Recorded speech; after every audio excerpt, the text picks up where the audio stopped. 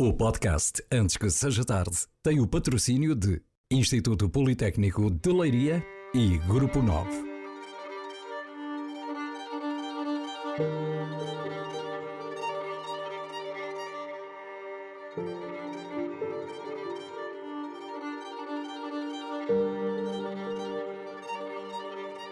Bem-vindos ao Antes que seja tarde. Temos connosco Maria Francisca Gama. Eu só vou dizer que é de Leiria, tem 27 anos, mas quer-se apresentar? Sim, olá, muito obrigada pelo convite. Eu chamo-me Francisca, tenho 27 anos, nasci e cresci em Leiria, vivo em Lisboa desde os 17.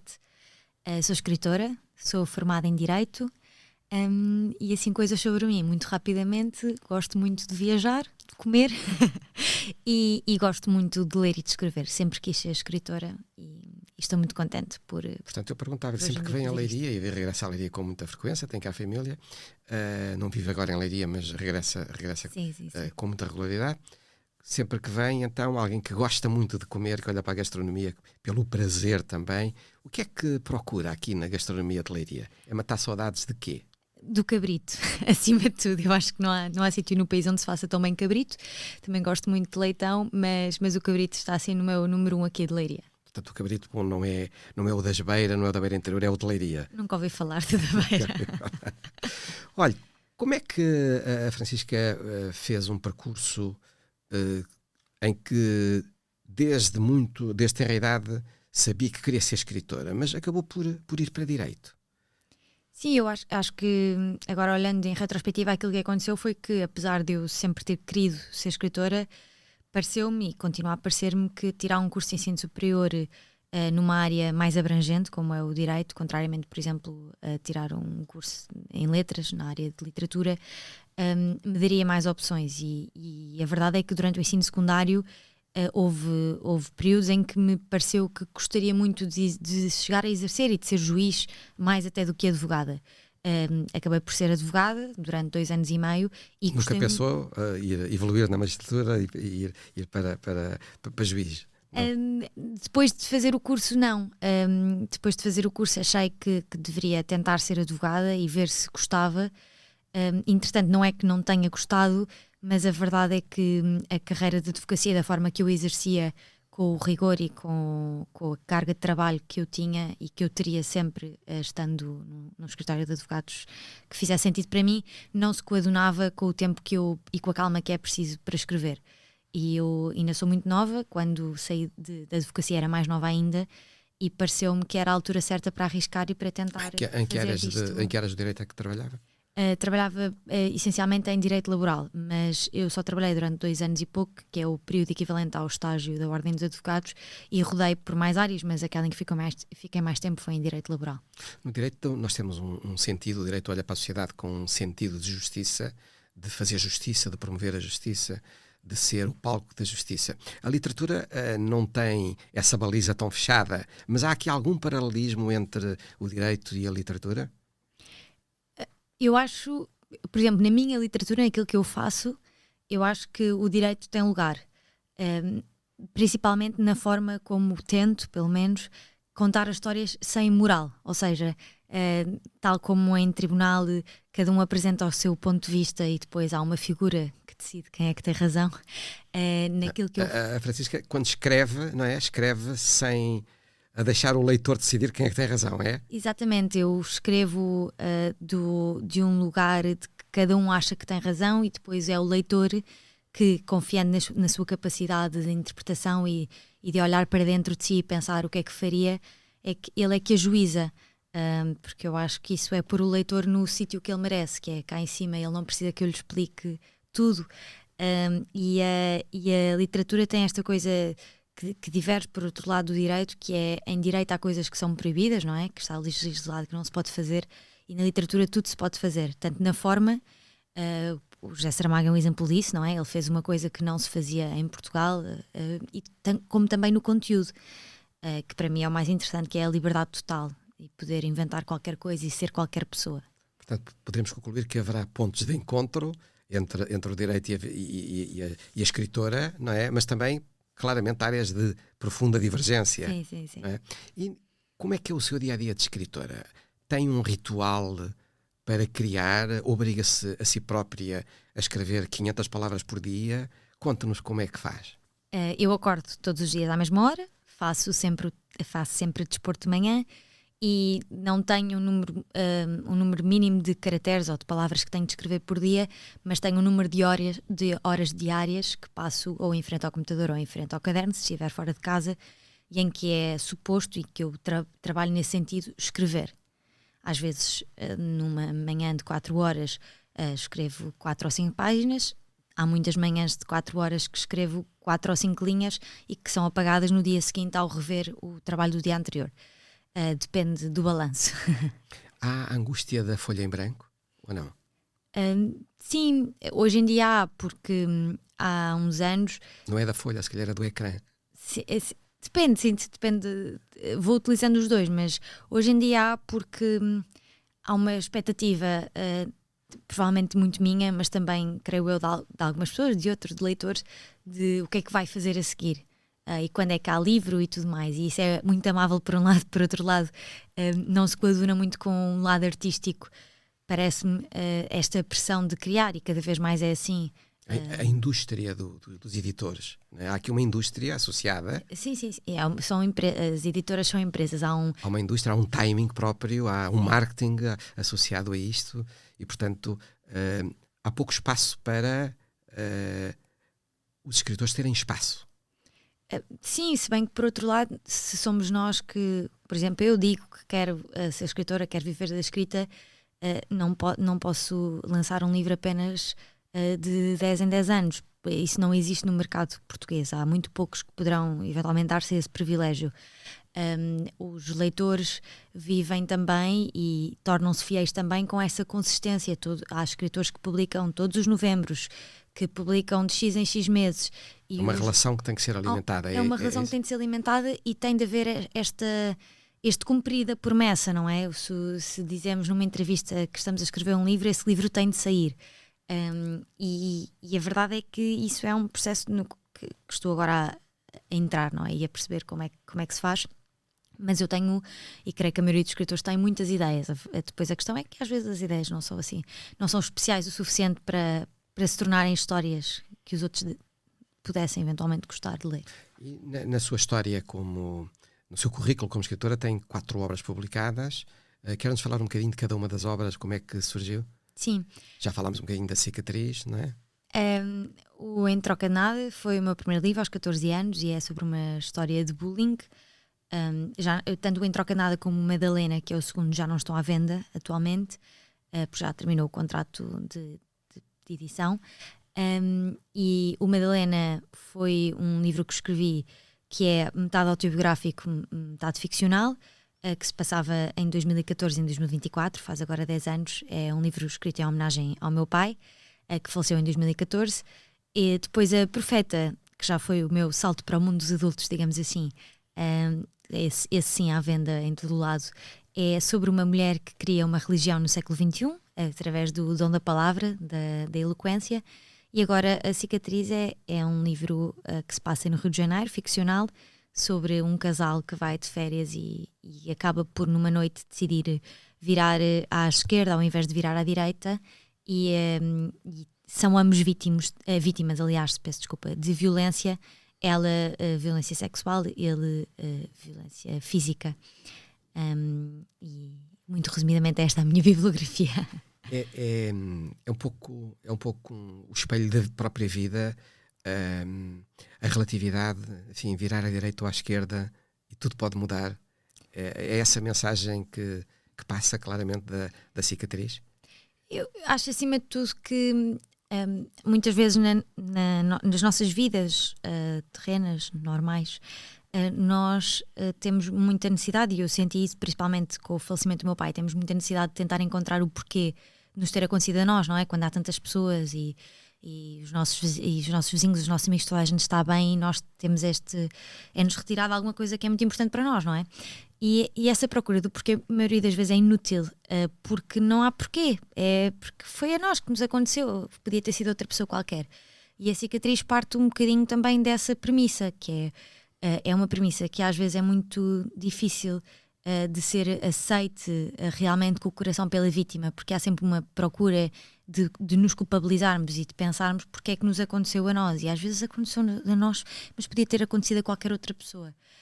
E eu gosto dessa área da arte e da literatura em particular do e se tivesse sido ao contrário, porque acho que isso abre um mundo inteiro de possibilidades. Este livro, A Cicatriz, tem sido um sucesso de vendas, está há várias semanas no top de vendas. Como é que olha para esse sucesso? Com muita surpresa.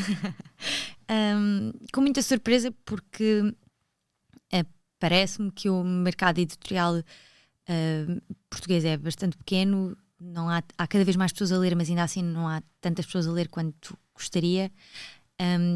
E é difícil furar, é difícil aparecer, não é? E sendo jovem, acho que se juntaram aqui um conjunto de fatores, os astros alinharam-se e realmente as pessoas receberam muito bem o livro, e é graças ao Passa a Palavra que ele continua Rapidamente, vamos o ano 24, no fim de feitas as contas, se calhar A Cicatriz estará já em 30 mil exemplares de vendas.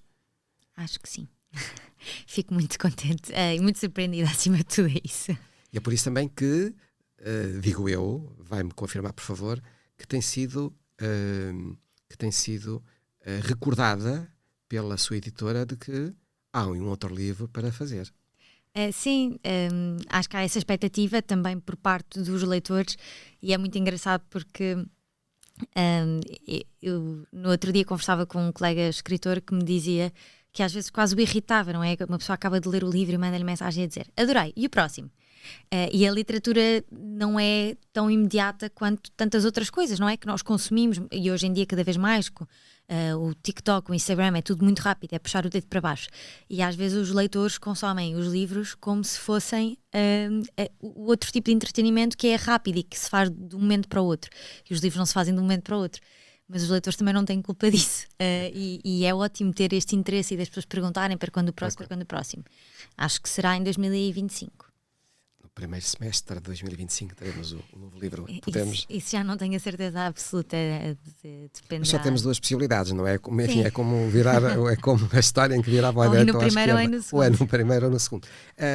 Mas eu voltava um bocadinho ao tema da cicatriz. O tema que está da violência sobre as mulheres. Para convocar também os dias de hoje, em que temos sido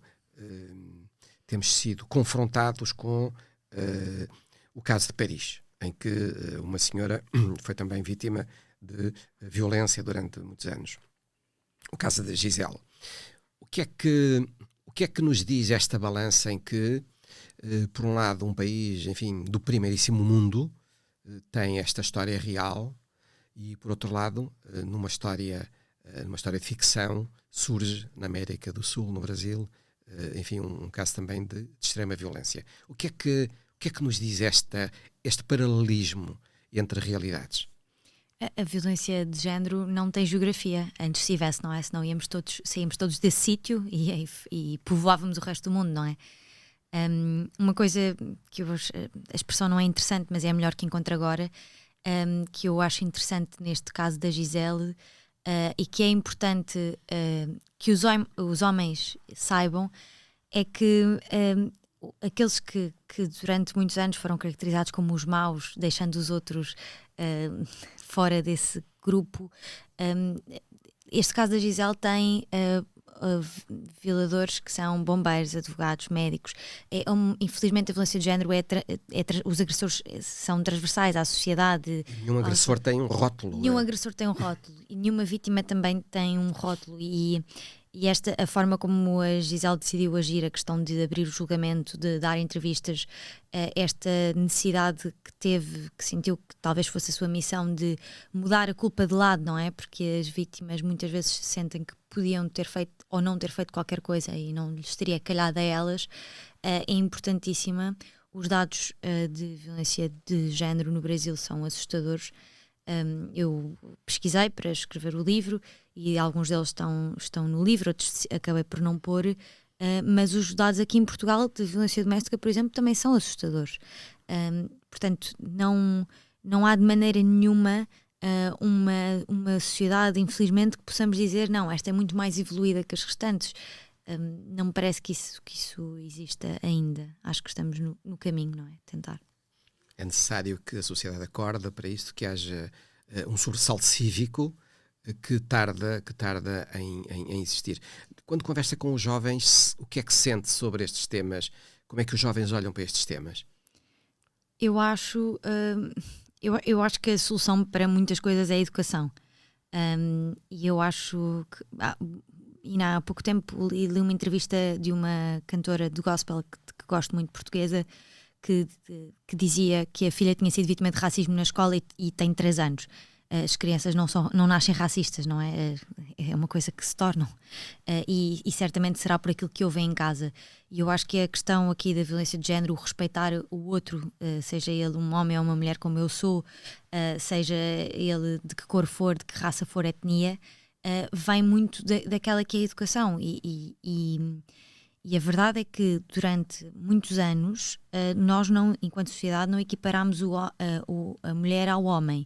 E agora esse trabalho tem de ser feito. Acho que os jovens, aquilo que eu sinto acima de tudo é que as jovens mulheres que me escrevem têm cada vez mais a consciência de que devem falar sobre isso. E a forma como a cicatriz, o livro termina, é muito dramática e muito triste. E eu tive muitas jovens mulheres a escreverem-me diariamente.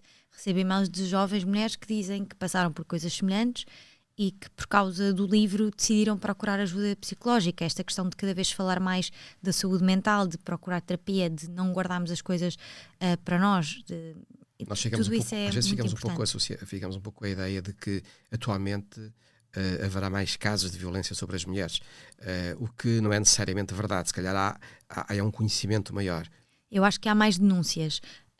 Nós não vivemos assim há tantos anos em liberdade, não é? E eu cresci e sou jovem, portanto acredito que a maioria do país, dado que somos um país envelhecido, tenha crescido a ouvir: entre marido e mulher não se mete a colher, aquilo que se passa em 4 paredes é para ficar em 4 paredes e tudo mais.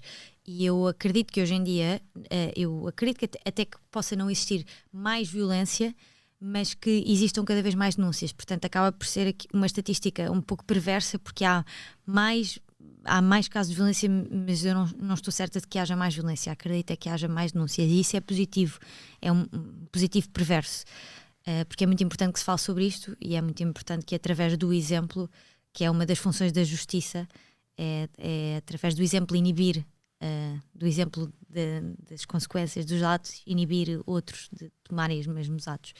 Espero que as coisas melhorem.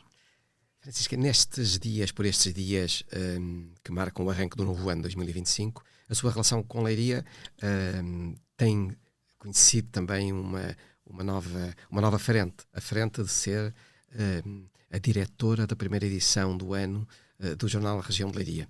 E elegeu como temas centrais dessa edição os jovens e o futuro. Acha que os jovens podem ter futuro em Portugal? Sim, acho que sim, ainda que eu olho para o meu grupo de amigos e vários estejam imigrados. Eu acho que, primeiro, Portugal é engraçado porque o nosso país, estava aqui a tentar encontrar uma metáfora que fizesse sentido, não estou a encontrar, mas o nosso país parece, eu não conheço ninguém que esteja lá fora e que não queira voltar. Porque é muito atrativo, não é? Parece que nos está sempre a piscar o olho para voltarmos, porque está muito bom tempo e come-se bem e temos cá a nossa família e os nossos amigos. E não tenho nenhum amigo que esteja imigrado porque não gostava do país. Eu tenho muitos amigos, todos os que são imigrados, porque queriam ter melhores condições de vida e querem poupar para vir para Portugal e poderem dar entrada de uma casa, porque têm quase 30 anos e gostavam de ter uma família. E é um pouco estranho ter uma família, não é? Com os nossos pais, não é? E aquilo que me parece, e acho que será essa a tendência, é as pessoas regressarem. Mas não sei de que forma é que, fora aquilo tudo que tem vindo a ser falado no país, não sei de que forma é que efetivamente podemos reter o talento jovem e trazer aquele todo que já foi. Com as condições que existem. Com as condições que existem. Hoje em dia não tenho nenhum amigo que não saiba falar perfeitamente inglês e que não se possa candidatar a um cargo qualquer lá fora. Por esse mundo fora, onde as condições salariais são muito diferentes, onde condições laborais não só relativas ao salário, mas ao work-life balance, ao número de horas que trabalham, à cultura empresarial, ao cuidado com o outro. Fora de Portugal há todo um mundo que está preocupado com os trabalhadores, o que me parece que já não existe assim tanto aqui. A geração atual que está a entrar no mundo do trabalho é uma geração que traz uma nova visão para a sua relação com o trabalho, que exige horas de descanso, que exige a separação da vida pessoal da vida profissional. Há aqui uma nova realidade que entra em choque com décadas de uma outra... de uma outra experiência das gerações mais que vêm de trás, que nos trouxeram até aqui. Como é que é possível entender, compreender esta forma nova de quem entra no mundo do trabalho agora? Eu acho que a chave de tudo é sempre o diálogo. Outro ditado, eu acho que Portugal também vive muitos ditados, que é aquela questão do ser velho é um posto, não é? Ser antigo é um posto. Eu vejo pela experiência daqueles que me são próximos que os sítios que funcionam melhor são aqueles em que os mais velhos ouvem os mais novos e vice-versa e aprendem uns com os outros. E a verdade é que esta geração, e eu também senti isso na minha profissão, apesar de eu não trabalhar, eu trabalho em casa, mas sou, por exemplo, chamada para eventos e tudo mais em que eu imponho as minhas regras e digo aquilo que para mim é importante e quais é que são as coisas das quais eu não vou ceder e não podendo ser cumpridas não irei, porque não me sinto confortável, porque acho que pode prejudicar a forma como me vou sentir e tudo mais. E eu vejo que os meus amigos também fazem isso nas empresas onde estão. E às vezes há uma resistência da geração mais velha, mas a verdade é que a maioria das coisas que esta geração traz são coisas que os vão beneficiar, porque há uma preocupação cada vez maior, creio eu, em sabendo que vamos viver muitos anos, que a esperança média de vida aumentou e que cá estaremos a trabalhar durante também muitos anos, querer viver o melhor possível. O que é muito diferente. Eu vejo as gerações mais velhas de resto a dizerem: os jovens é que têm razão, eles é que têm razão. Não teremos em muitas coisas, com toda a certeza. Tem que ter qualidade de vida, tem que ter qualidade de vida, tem que ter tempo para eles próprios. Na sua experiência de diretora do Jornal Região Liga da primeira edição, e portanto uma experiência muito centrada nos jovens e no futuro, eu perguntava-lhe como é que vê a importância de uma imprensa livre e rigorosa no mundo de fake news que diariamente marca o cotidiano. É importante, tem uma importância que não cabe em palavras. É muito, muito importante, até porque, e isto tem sido uma das coisas sobre as quais mais penso. Acho que daquilo que estudei do nosso passado e daquilo que vivemos no presente, acho que nunca estivemos tão perto de viver numa sociedade o mais extremada possível. Estamos a atravessar um momento em que todas as pessoas têm opinião sobre tudo e todas as opiniões são muito fortes e não há maneira de se encaixarem e de poderem viver livremente e das pessoas saberem argumentar de forma saudável. E isso parece-me que é muito alimentado também não pela imprensa livre e rigorosa, mas por tudo aquilo que circula e que faz com que as pessoas se agarrem em frases grandes porque não querem ler tudo o resto. E a imprensa tem este papel de trazer a verdade e de trazer a perspectiva isenta, não é? De não assumir lados, porque tudo o resto está a assumir o seu lado. A sociedade vive muito em tribos que olham para si como a verdade absoluta. Será possível ultrapassar este tempo tão extremado como refere, que é uma marca própria, de uma falta de democracia, de uma falta de aceitar o outro, de uma falta de inclusão?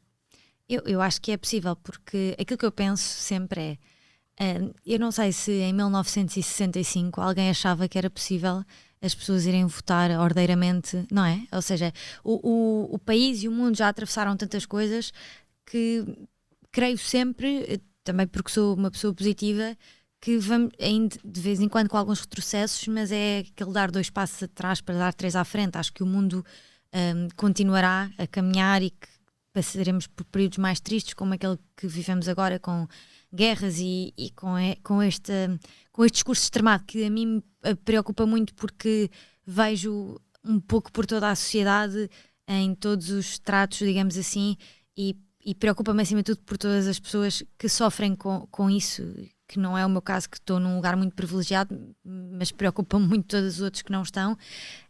Mas tenho a certeza e acredito que daqui a uns anos será melhor, não é? Acho que só podemos viver assim, achar que daqui a uns anos vai ser melhor. Claro que sim. Antes que seja tarde, para finalizar, uma ideia, um projeto, um sonho que queira partilhar connosco. Bem, aquilo que eu vinha a pensar, já tinha ouvido o podcast e vinha a pensar o que é que eu ia responder.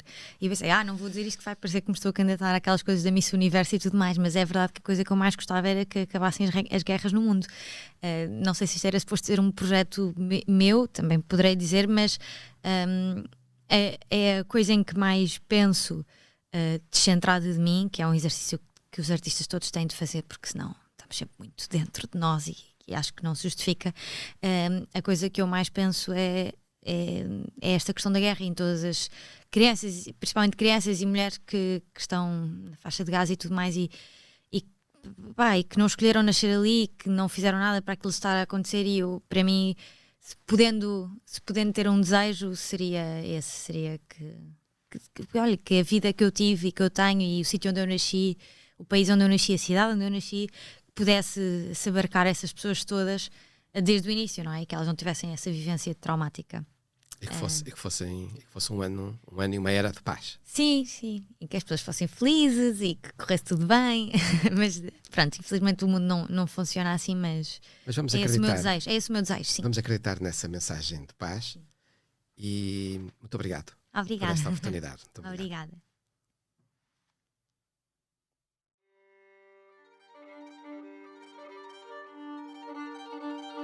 Obrigado.